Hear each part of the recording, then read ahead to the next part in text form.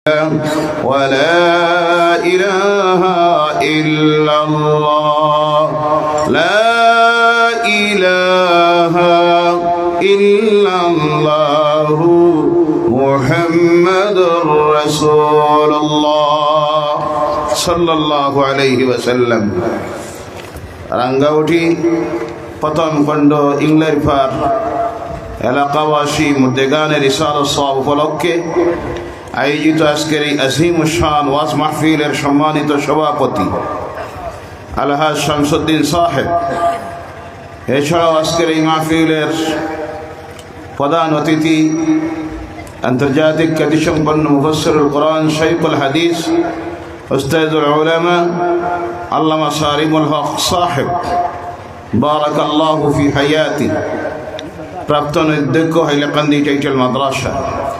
এছাড়াও আজকের এই মুবারক মাহফিলের সম্মানিত অতিথিবৃন্দ, তাছাড়াও মঞ্চ উপবিষ্ট সম্মানিত উলামায়ে কেরাম, সমাজের বিভিন্ন শ্রেণী সমাজসেবীরা, রাজনীতিবিদেরা, শিক্ষাবিদেরা, সমাজ সচেতন ব্যক্তিরা, বিশেষ করে আমার অত্যন্ত সুপরিচিত বিশিষ্ট আইনজীবী জনাব আফজল হোসেন সাহেব, এছাড়াও সামনের দিকে উপস্থিত সম্মানিত মুরব্বিয়ানে কেরাম, প্রাণপ্রিয় যুবক ভাইয়েরা, পর্দার আড়ালের সম্মানিতা মা ও বোনেরা, তাছাড়াও প্রতিবেশীতে বসবাসরত আমাদের প্রাণপ্রিয় অন্যান্য ধর্মাবলম্বী ভাই ও বোনেরা, সর্বপ্রথম মহান স্রষ্টা আল্লাহ সুবহানাহু ওয়া তাআলা লাখ কোটি শুকরিয়া আদায় করি যে আল্লাহ পাক রব্বুল ইজ্জত তার মনোনীত দিন ইসলামকে গ্রহণ করার কারণে আজকের এই সুশৃঙ্খল শান্তির পরিবেশের এই মুবারক মাহফিলে, শান্তির পরিবেশে আসার এবং বসার সৌভাগ্য যে আল্লাহ পাক আমাদেরকে নসিব করেছেন। গোলাম হিসাবে আমরা সকলে সর্বপ্রথম আমাদের স্রষ্টা আল্লাহ সুবহানাহু ওয়া তাআলা লাখ কোটি শুকরিয়া আদায় করি। সকলে উচ্চ কণ্ঠে বলুন আলহামদুলিল্লাহ, আলহামদুলিল্লাহ, আর জোরে বলুন আলহামদুলিল্লাহ। আপনাদের কথা বলতে কোনো অসুবিধা হয় নাকি? জি, এর আগে আমি দেখলাম আগের বক্তা যখন বক্তব্য রাখলেন আপনাদেরকে অনেক অনুরোধ করেছেন কথা বলানোর জন্য, দরুদ পড়ানোর জন্য, কিন্তু দেখা যায় আপনাদের কিছু অসুবিধা হচ্ছে। ঠান্ডা বেশি লাগেন নাকি? জি, কথা বলেন না, আপনার ঠান্ডা লাগেন নাকি? এত সুন্দর তার ব্যবস্থাপনা দিয়েছে, কোনো দিকে সামান্য বাতাস ঢুকারও কোনো ফাঁক রাখে নাই, কুয়াশাও ঢুকতেছে না। এত সুন্দর ব্যবস্থা দিয়েছে যেখানে বসতে গিয়ে আমার মনে হয় আপনাদের গরম লাগতেছে। কথা ঠিক কি না? নির্ধারিত সময়ের ভিতরে মাহফিল শেষ হবে ইনশাআল্লাহ। তাই আল্লাহ আপনাদের কাছে সবিনয় অনুরোধ রাখি, যতক্ষণ মাহফিল চলবে আল্লাহর ওয়াস্তে আপনারা সব বসে থাকবেন এবং প্রয়োজনে কথা বলবেন। বলেন ইনশাআল্লাহ, আরো জোরে বলেন ইনশাআল্লাহ। আল্লাহ পাক যেন তৌফিক দেয়, সকলে বলেন আল্লাহুম্মা আমিন। দুনিয়ার সর্বশ্রেষ্ঠতম ধর্মগ্রন্থ আমরা পেয়েছি যার নাম হলো কোরআনুল কারীম, এবং দুনিয়ার সর্বশ্রেষ্ঠতম নবী সাইয়্যিদুল আম্বিয়া ওয়াল মুরসালিন খাতামান নবিয়্যিন জনাব মুহাম্মদ মুস্তাফা আহমদ মুজতবা মুহাম্মদুর রাসূলুল্লাহ সাল্লাল্লাহু আলাইহি ওয়াসাল্লামের উম্মত হওয়ার সৌভাগ্য আল্লাহ আমাদেরকে নসিব করেছেন, যার জন্য আবারও আল্লাহ শুকরিয়া আদায় করুন। বলেন আলহামদুলিল্লাহ। এমন এক মহামানবের উম্মত হওয়া আল্লাহ পাক আমাদেরকে নসিব করেছেন, যার জীবনের 63 বছরের জীবনের কোন একটা বল দুনিয়ার কোনো মানুষ যার জীবনে বাহির করতে পারে নাই। তিনি হলেন মহামানব, মহানবী, নূরের নবী, আপনার আমার নবী মুহাম্মদুর রাসূলুল্লাহ সাল্লাল্লাহু আলাইহি সাল্লাম। বলেন সুবহানাল্লাহ। সেই নবীর উম্মত আমরা, দুনিয়ার সর্বশ্রেষ্ঠ আল্লাহর মনোনীত দিন ইসলামকে আমরা গ্রহণ করতে পেরেছি। এর চাইতে বড় সৌভাগ্য আল্লাহর জমিনে আর হতে পারে না। বলেন সুবহানাল্লাহ, সুবহানাল্লাহ। ভাইরা আমার, ভূমিকায় বেশি কথা না বলে আলোচনায় চলে যাব। নির্ধারিত বিষয় দেওয়া হয়েছে, এটা সবচেয়ে ভালো হয়। বিভিন্ন বিষয়ের উপর বিভিন্ন বক্তা আলোচনা করেন, মানুষের অনেক শোনার এবং শিখার সুযোগ হয়। আমাকে যে বিষয়টা দেওয়া হয়েছে সেই বিষয়ই আল্লাহর কালাম কোরআনুল কারীম নাজিল হতে গিয়ে সর্বপ্রথম আল্লাহ এই বিষয়ের উপরে কথা বলেছেন। বলেন সুবহানাল্লাহ। পৃথিবীর ইতিহাসকে পর্যালোচনা করলে দেখা যায় এই পৃথিবীতে সময়ে সময়ে পৃথিবীর মানুষ যখন আল্লাহর নাফরমানির দিকে চলে গেছে, গুমরাহির রাস্তায় চলে গেছে, মানুষ আকৃতিতে ছিল, মানুষ প্রকৃতিতে হায়াওয়ান জানোয়ারের চাইতে আরো নিকৃষ্ট হয়ে গেছে, সেই সময় আল্লাহ পাক পৃথিবীতে একজনের পর একজন করে করে তার নবী অথবা রাসূলকে প্রেরণ করেছিলেন, যার কারণে পৃথিবীর এমন কোনো জায়গা আল্লাহ বাকি রাখেন নাই, এমন কোন কওম আল্লাহ বাকি রাখেন নাই যাদের কাছে নবী প্রেরণ করেন নাই। তার কারণ হলো আল্লাহ পাক কিয়ামতের দিন কোন মানুষ যাতে আল্লাহর কাছে এই কথা, এই অজুহাত দেখাইতে না পারে যে আল্লাহ আমাদের এলাকায় তো কোনো নবী আসেন নাই, আমাদের কাছে কোনো নবী আসেন নাই, এই কথা যাতে বলতে না পারে, এর জন্য আল্লাহ পাক দুনিয়ার প্রতিটি প্রান্তে, প্রতিটি জায়গায়, প্রতিটি এলাকায় তার একজন রাসূল এবং নবীকে প্রেরণ করেছিলেন। যে কথা আল্লাহ পাক তার কালাম কোরআনুল কারীমের মধ্যে আল্লাহ উল্লেখ করতেছেন, ওয়ালিকুল্লি কওমিন হাদ। বলো আল্লাহু আকবার। প্রত্যেক জাতির কাছে আল্লাহ একজন হাদি, হেদায়েতকারী, পথ প্রদর্শক প্রেরণ করেছেন। তার কারণ হলো যাতে দুনিয়ার মানুষ আল্লাহর কাছে কিয়ামতের দিন কোনো অজুহাত দেখাইতে না পারে, আল্লাহ আমরার কাছে তো কেউ দাওয়াত নিয়ে আসে নাই, তুমি যে এক আল্লাহ এই দাওয়াত পৌঁছাইয়া দেয় নাই, যার কারণে আমরা শিরকির মধ্যে গিয়েছিলাম, কুফরির মধ্যে গিয়েছিলাম, বিদআতের নিমজ্জিত হয়েছিলাম, এই অজুহাত কিয়ামতের দিন চলবে না। আমরা তো অনেক সময় মনে মনে ভাবি আমরা তো আম মানুষ, আমরা বেশি কিছু জানি না, অনেক কিছু ছাড়া আল্লাহ কিয়ামতের দিন আমাদেরকে দিয়ে দিবেন, এই অজুহাত সেদিন চলবে না। ভাইয়ারা আমার, এইভাবে একজনের পর একজন করে করে নবীরা যখন এই জমিন থেকে চলে গেলেন, বিরাট একটা সময় মাঝে গ্যাপ হয়ে গেল। হযরতে ঈসা আলাইহিস সালাম, হযরতে ঈসা আলাইহিস সালাম চলে যাওয়ার পর বিরাট একটা সময় পৃথিবী নবীবিহীন, রাসূলবিহীন যখন পড়ে গেল, তখন দেখা যায় পৃথিবীর মানুষ এমন বর্বরতার মধ্যে গিয়ে পৌঁছিল, প্রকাশ্যে মদপান করত, প্রকাশ্যে জন্তু জানোয়ারের মতো জেনা করত, দয়া মায়া বলতে কিছুই নাই, সব কিছুর বিদায় হয়ে গিয়েছিল। একজন নারী দিনের বেলায়, দুপুরের বেলায় ঘর থেকে একাকী বাইর হওয়ার সাহস করতে পারত না। ইফটিজিংয়ের শিকার হতো, দর্শনের শিকার হতো, মানবতা বলতে কিছুই ছিল না, ভ্রাতৃত্ববোধ বলতে কিছুই ছিল না।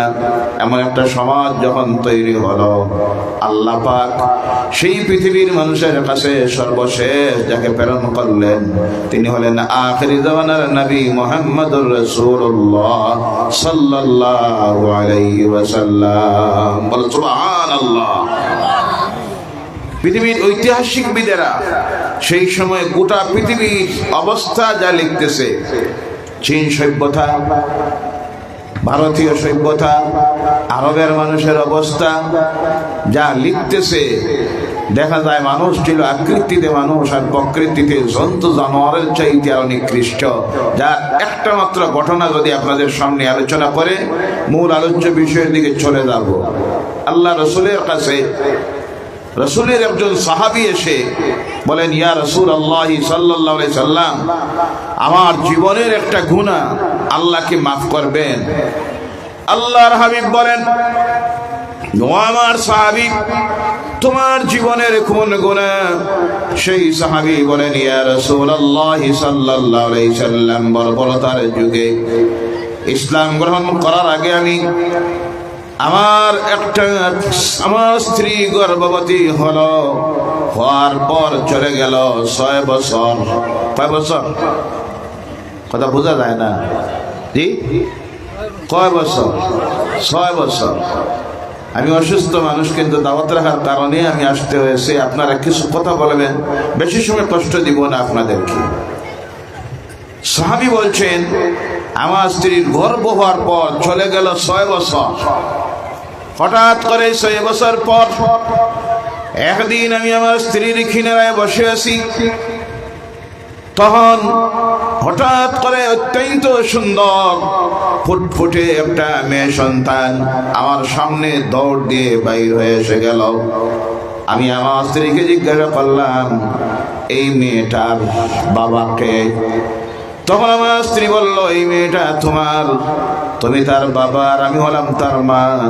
আমি আমার স্ত্রীকে জিজ্ঞাসা করলাম, এই 6টা বছর চলে গেল, আমার এই মেয়েটা কেন আমার সামনে আসলো না? আমার স্ত্রী তখন আমাকে বলল, না আসার কারণ হলো এই মক্কার মানুষ এত নিষ্ঠুর পশু আকৃতির হয়ে গিয়েছে। আপনাদের সমাজের নিয়ম হলো মেয়ে সন্তান জন্মগ্রহণ করার পর তাকে জীবন্তভাবে নিয়ে কবরে দাফন করা হয়ে যায়। বলো নাউযুবিল্লাহ। যার কারণে আমার এই মেয়ে জন্ম নেওয়ার পর থেকে আমি তোমার চোখের সামনে মেয়েটাকে বাহির করে নাই। আমি আমার মেয়েকে বলেছি, তোর বাবার সামনে জীবনেও যাইস না। তুমি যখন ঘরে থাকো মাতাল অবস্থায় মদ পান করে, কারণ তাদের কাজ ছিল মদ খাওয়া, মাতাল অবস্থায় তুমি যখন ঘরে থাকো, আমি আমার মেয়েটাকে লুকায়িত ভাবে রাখি, কারণ আমার ভয় হয় তোমার সামনে যদি আমার এই মেয়েটা যায় তাহলে তুমি যে কোনো মুহূর্তে তাকে হত্যা করে দিবে। বলো নাউযুবিল্লাহ। আজকে অসতর্ক অবস্থায় তোমার সামনে চলে এসেছে, সঙ্গে সঙ্গে আমার মাথায় চিন্তা ঢুকে গেল, একে বিদায় করে দেওয়া যায়। আমি মনে মনে বিভিন্ন অজুহাত তৈরি করা শুরু করলাম আমার স্ত্রীর মনের সন্দেহ দূর করার জন্য। আমি আমার মেয়েটাকে কোলে নিতাম, চুমু দিতাম, আদর করতাম, বিভিন্ন জিনিস খরিদ করে দিতাম। এইভাবে চলে গেল আরো 3-4 মাস। যাওয়ার পরে হঠাৎ করে একদিন আমি আমার স্ত্রীকে বললাম, আমার মেয়েটা আমার সঙ্গে দেও, আমি তাকে নিয়ে যাব তার নানি বাড়ি। আমার স্ত্রী কোনো সন্দেহ না করে আমার সঙ্গে আমার মেয়েটাকে দিয়া দিল। সুন্দর করে সাজাইয়া গুজাইয়া কাপড় পরিধান করাইয়া আমি আমার মেয়ের হাতে ধরে রওনা করলাম। কিছু দূর রাস্তা যাওয়ার পরে আমার মেয়ে আমাকে বলল, আব্বা, আপনি যে রাস্তা ধরে রওনা করেছেন এটা তো নানি বাড়ির রাস্তা নয়, ভুল রাস্তায় রওনা করেছেন।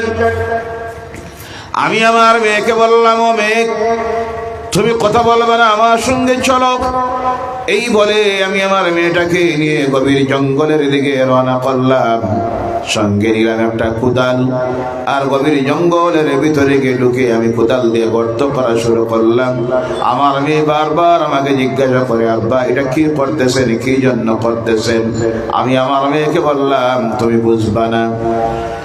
আমি যখন কোদাল দিয়ে কাজ করতেছি, হাদিস শরীফের মধ্যে আসতেছে, ওই সাহাবী বলছেন, ইয়া রাসূলুল্লাহ সাল্লাল্লাহু আলাইহি সাল্লাম, কোদালের আঘাতে যখন আমার চেহারার মধ্যে সে মাটি পড়ে, ধুলাবালি পড়ে, আমার মেয়েটা তার কোমল হাত দিয়ে পরিষ্কার করে দেয় আর বলে, আব্বা, আর তুমি কষ্ট করিও না। আমার দাড়িতে যখন ধুলাবালি লাগে, আমার এই মেয়েটা তখন আমার দাড়িগুলি পরিষ্কার করে দেয়, হেলাল করে দেয়। এইভাবে আমি যখন গর্তটা খোঁড়া শেষ করলাম, আমার মেয়েটাকে ডাক দিলাম কিনারায় আসার জন্য। আমার মেয়ে কিনারায় আসা মাত্র বললাম, মা, দেখতো কেমন সুন্দর হয়েছে গর্তটা।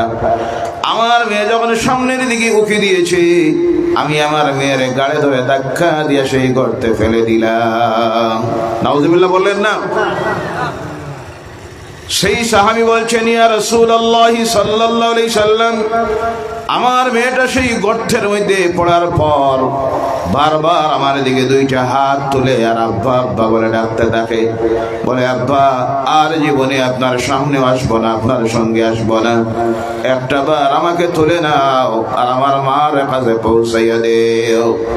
সাহাবী বলছেন, ইয়া রাসূলুল্লাহ সাল্লাল্লাহু আলাইহি সাল্লাম, তখন আমি বিরাট একটা পাথর নিয়ে আমার এই মেয়েটার মুখমণ্ডলের উপরে যখন মারলাম, আমার মেয়েটার মুখমণ্ডল থেতলিয়ে গেল আর রক্ত পিচকারি দিয়ে বাইর হওয়া শুরু হলো। সেই রক্ত আমার গায়ের কাপড়ে আমার চেহারার মধ্যে এসে লাগলো। কিছু সময়ের ভিতরে আমি দেখি আমার মেয়েটা চিরদিনের জন্য এই দুনিয়া থেকে বিদায় হয়ে গেল। নাউযুবিল্লাহ বলেন। এরপর আমি তার উপরে মাটি চাপা দিয়া আমার ঘরে রওনা হয়ে গেলাম। আমার স্ত্রীকে গিয়ে বললাম, ও আমার স্ত্রী, মেয়েটা গভীর জঙ্গলে আমার হাত থেকে হঠাৎ হারাইয়া গেছে, আমি আর খুঁজাইয়া পাই নাই। এই বলে আমার স্ত্রীকেও আমি সান্ত্বনা দিয়ে দিলাম। ইয়া রাসূলুল্লাহ সাল্লাল্লাহু আলাইহি সাল্লাম, তখন আমার কোনো অনুতপ্ততা হলো না, আমার ভিতরে কোনো ভয়ও ছিল না, কারণ আমি তখন থাকতাম মদপান করে মাতাল অবস্থায় আর গুমরাহির রাস্তায়। যেই দিন আমি কালেমায়ে লা ইলাহা ইল্লাল্লাহু মুহাম্মাদুর রাসূলুল্লাহ সাল্লাল্লাহু আলাইহি সাল্লাম পড়ে ঈমান আনলাম, আল্লাহর দ্বীনকে গ্রহণ করলাম, তখন আমার মনের মধ্যে বারবার একটা প্রশ্ন উকি মারে, আমার জীবনের সেই গুনাহ কি আল্লাহ মাফ করে দিবেন? ইয়া রাসূলুল্লাহ সাল্লাল্লাহু আলাইহি সাল্লাম, এই সময়ে এখন আমি যখন রাত্রে ঘুমাতে যাই আমার ঘুমে ধরে না, আমার কানে ভেসে ওঠে আমার সেই মেয়ের করুণ আর্তনাদের সহিত আমাকে যে আব্বা ডাকেছিল। আমি খাইতে গিয়ে যখন বসি আমার খানা মুখ দিয়ে ঢুকে না, বারবার একটা প্রশ্ন আমার মনে জাগে, আল্লাহ কি আমার জীবনের সেই গুনাহটাকে মাফ করে দিবেন? আল্লাহ রাসূল বলেন, আমার সাহাবী শুনে রেখো, কোন মানুষ যখন গুমরাহির রাস্তা থেকে আল্লাহর দ্বীন গ্রহণ করে নেয়, ঈমান নিয়ে আনে, সঙ্গে সঙ্গে আল্লাহ রাব্বুল আলামিন তার বিগত জিন্দেগীর সমস্ত গুনাহ মাফ করে দেয়। সুবহানাল্লাহ। বলার উদ্দেশ্য হলো, সেই সময়ের মানুষ কি নিষ্ঠুর ছিল। আরবের মানুষগুলি নিজ হাতে নিজের মেয়েকে গর্ত করে জীবন্ত মেয়েকে কবরে চাপা দিল। সামান্য দয়া মায়া তাদের অন্তরে আসলো না। এই বর্বরতার মানুষগুলির অবস্থা দেখে আল্লাহ রাসূল চিন্তায় পড়লেন, আল্লাহ এদেরকে কি দিয়ে হেদায়েত করা যায়, কি দিয়ে এদের ফালাহ হবে? যারা আকৃতিতে মানুষ, প্রকৃতিতে জন্তু জানোয়ারের চাইতে নিকৃষ্ট হয়ে গেছে। সেই সময়ের আরবের মানুষের চরিত্রে যে ভুলগুলি ছিল, আজকের আধুনিক বিশ্বের মানুষের, বৈজ্ঞানিক বিশ্বের মানুষের, কম্পিউটারের পৃথিবী, ইন্টারনেটের স্যাটেলাইটের পৃথিবীর সভ্য জাতির মানুষ যারা, আধুনিক শিক্ষায় শিক্ষিত যারা, সভ্য বলে দাবি করে যারা, তাদের প্রত্যেকের চরিত্রের মধ্যে সেই সব নাফরমানির কাজ ঢুকে গেছে। যেমন তাদের মধ্যে ছিল মদ। এখন মদ আসে না নাই? জি আসে না নাই? প্রকাশ্যে বিকেনি না না লুকাইয়া?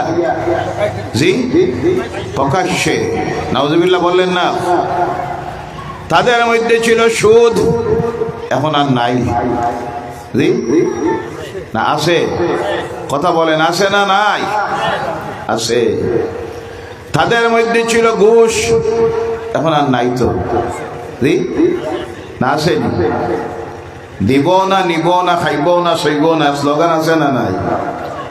এই স্লোগান মানা হইছে না উল্টা চলতেছে? জি দিন দিন সুরের সংখ্যা বাড়তেছে না কমতেছে?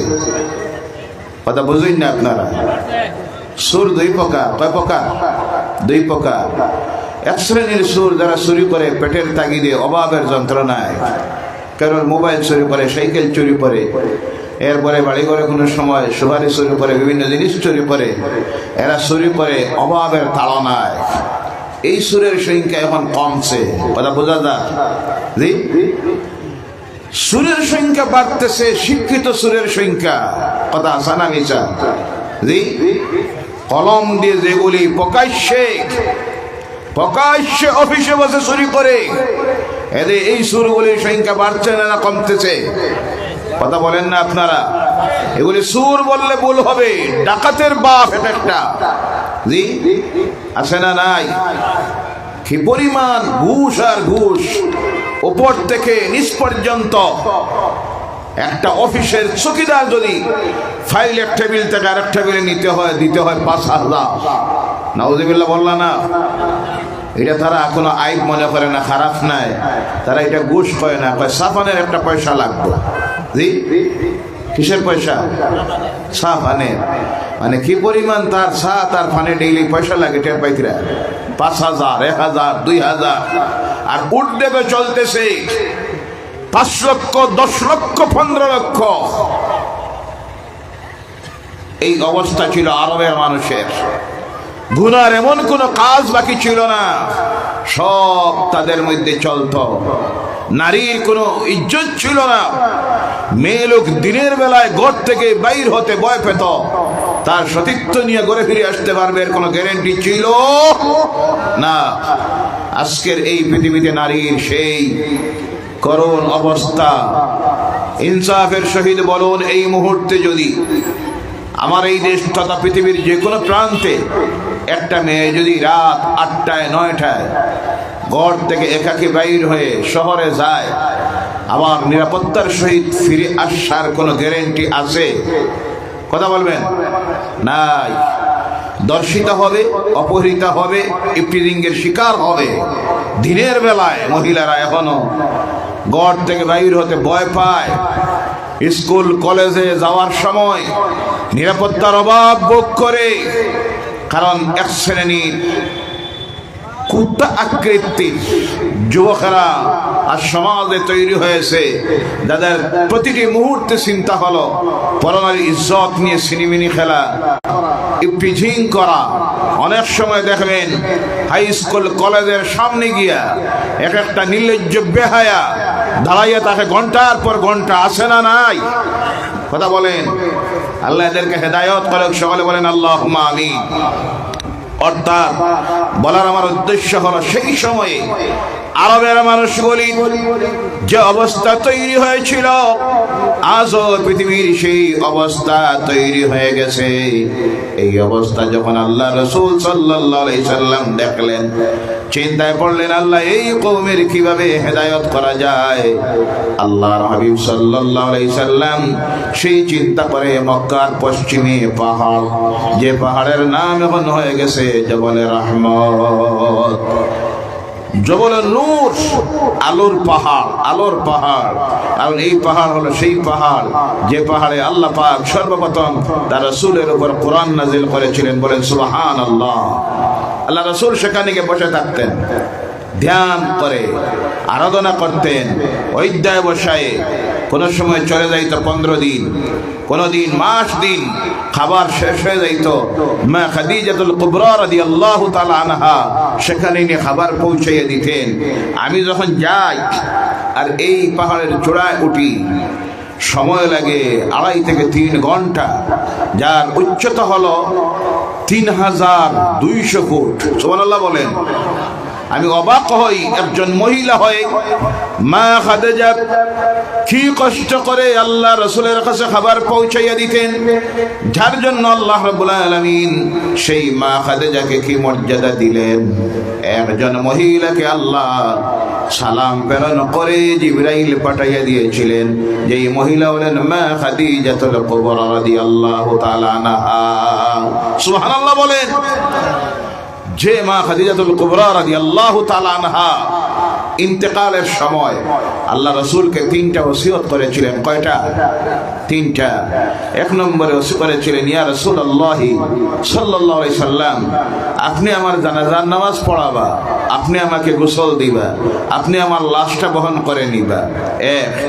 2 নম্বরে হলো আপনার মোবারক হাত দিয়ে আপনি আমার লাশটাকে কবরের মধ্যে রাখবেন।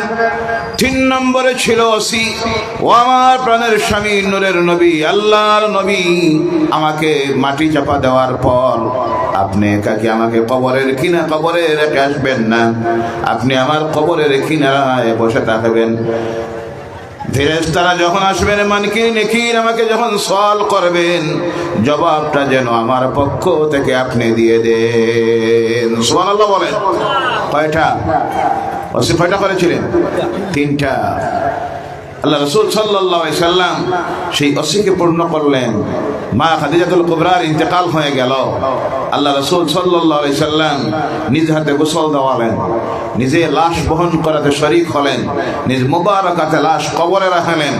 রাখে মাটি যখন দেওয়া হয়েছে, কবরের কিনারার মধ্যে বসে আছেন। এই সময়ে আল্লাহ পাক হযরতে জিবরাইলকে পাঠাইয়া দেয়, ও জিবরাইল তুমি চলে যাও, গিয়ে আমার নবীকে বলো, নবী ওই কবরের কিনারায় বসার প্রয়োজন নাই।